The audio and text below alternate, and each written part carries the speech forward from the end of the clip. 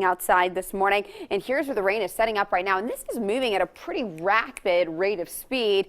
Light rainfall now from Birmingham all the way down to Montgomery along Interstate 65. So even if you're getting up right now and maybe your commute won't start for another 30 minutes or an hour, if you do have travel plans along 65, just be aware that there will be some slippery spots there on the roadways. As we move our attention, this is all because of a very quickly moving low pressure system, and that's scooping up this Gulf moisture, but primarily it's providing the heaviest rainfall and even some isolated thunders really south of our viewing area, and that's going to be east of Montgomery, moving into parts of Georgia here soon. Here's a look at the rain. Now let's track the leading edge of this as it's heading off to the north and to the east. If you live in Riverside, about a minute away from that little front line of light rain right there. Lincoln about 5 minutes and about 10 minutes until it gets to Munford. So again, we're tracking this light rain currently from Talladega back towards Vincent.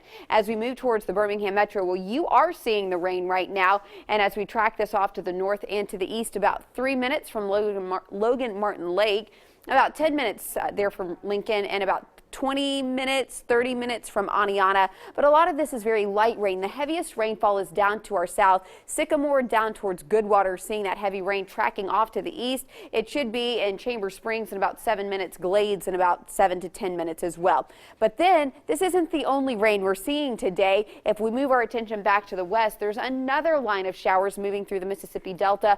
This will be impacting us late this morning through the early part of the afternoon. The Birmingham skies right now covered up with clouds, and we're seeing the light rain now over the Magic City. Temperatures currently sitting at 70 degrees, and it's a breezy start this morning.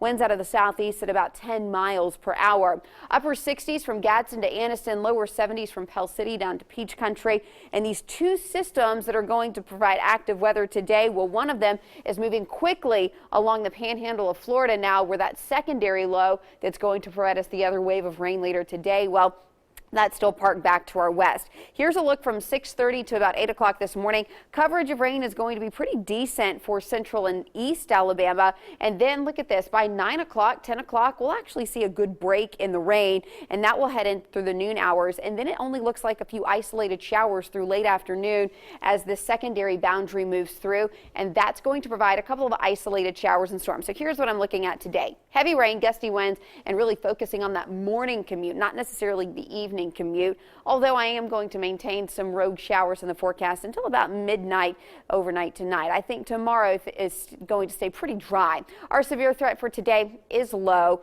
and that means that's why we're issuing the weather aware versus the alert, because I don't expect any of the storms today to really reach that severe criteria. Sunshine's back in time for the weekend, so any rain that holds off the golf game today, they'll easily be able to make that up either later today or through the weekend.